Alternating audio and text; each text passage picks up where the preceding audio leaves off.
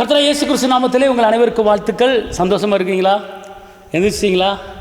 ஒரு tea copy குடிச்சிங்களா? வீட்டில் சந்தோஷமாக இருக்கீங்களா? கணவன் மனைவி சந்தோஷமாக இருக்கிறீங்களா? அல்லது மூஞ்சி தொங்கப்பட்டு உம்முன்னு இருக்கீங்களா? கவலைப்படாதீங்க, கவலைப்படாதீங்க. இன்றைக்கி ஒரு ரேமா வார்த்தையை கர்த்தர் உங்களுக்கு கொடுக்குறாரு. இந்த நாளுக்குண்டான வார்த்தை ஏசாயா 41:10. நான் உன்னை பலப்படுத்தி சகாயம் பண்ணுவேன். நான் உன்னை பலப்படுத்தி சகாயம் பண்ணுவேன். நீதியின் வழக்கரத்தால் தாங்கும். இதோ இன்னைக்கு உங்களுக்கு அநேக இடங்களிலே சகாயம் கிடைக்கப் போகிறது. எல்லா மனித உள்ளத்திலும் இன்றைக்கி தயவு கிடைக்கப் போகிறது. எல்லா மனித உள்ளத்திலும் இன்றைக்கி கிருபை கிடைக்கப் போகிறது. இதோ எல்லா மனித இருதயங்களும் உங்களுக்கு எதிராக எழுப்பின மனித இருதயங்களே கர்த்தர் உங்களுக்கு சகாயம் கிடைக்கும்படி எல்லா இருதயங்களையும் உங்கள் பக்கம் திருப்ப போகிறார். கலங்காதிருங்க.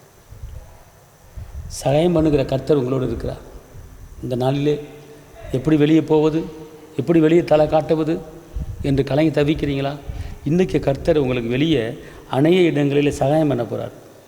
அவருடைய நீதியின் வழக்கத்தில் அவங்க தாங்க போகிறார். நீங்கள் துக்க நாட்களை முடித்து ஒரு மீட்பின் நாளுக்குள்ளே வந்திருக்கிறீங்க. இதோ சகலத்தையும் உங்களுக்கு நான் புதிதாக்க வேண்டும் என்று சொல்கிறார். உங்கள் ஆக்கினைகளை அகற்றி விட்டேன், சத்துருக்களை விலக்கி விட்டேன்.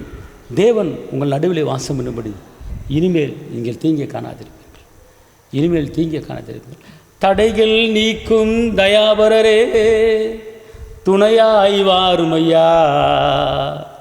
ஒடுங்கி போன எங்கள் ஆவியை விரட்டி உற்சாகம் தாருமையா. வரவேண்டும் நல்லவரே, வரவேண்டும் வல்லவரே.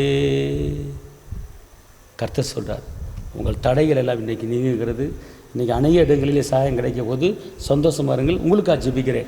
தகப்பனை இயேசப்பாவை நன்றியோடு துதிக்கிறேன், ஸ்தோத்திரிக்கிறேன். இந்த நாளிலே இந்த வார்த்தை கேட்ட ஒவ்வொரு தேவ பிள்ளைகளை ஆசீர்வதிங்க. இவர்கள் வாழ்ந்திருக்கணும், இவர்கள் உயர்ந்திருக்கணும், இவர்கள் செழித்திருக்கணும், இவர்கள் பெருகணும். இந்த நாள் ஜெயத்தின் நாளாக, இந்த நாள் வெற்றியின் நாளாக, இந்த நாள் விடுதலை நாளாக கிருபித்தாங்க. ஒவ்வொருவரையும் ஆசீர்வதிங்க. கிருபை பலன் கூட இருக்கட்டும். இயேசுவின் நாமத்தில் பிதாவே, ஆமென். கர்த்தர் உங்களை ஆசீர்வதிப்பார். அல்லேலூயா. தேவனுக்கு மகிமை.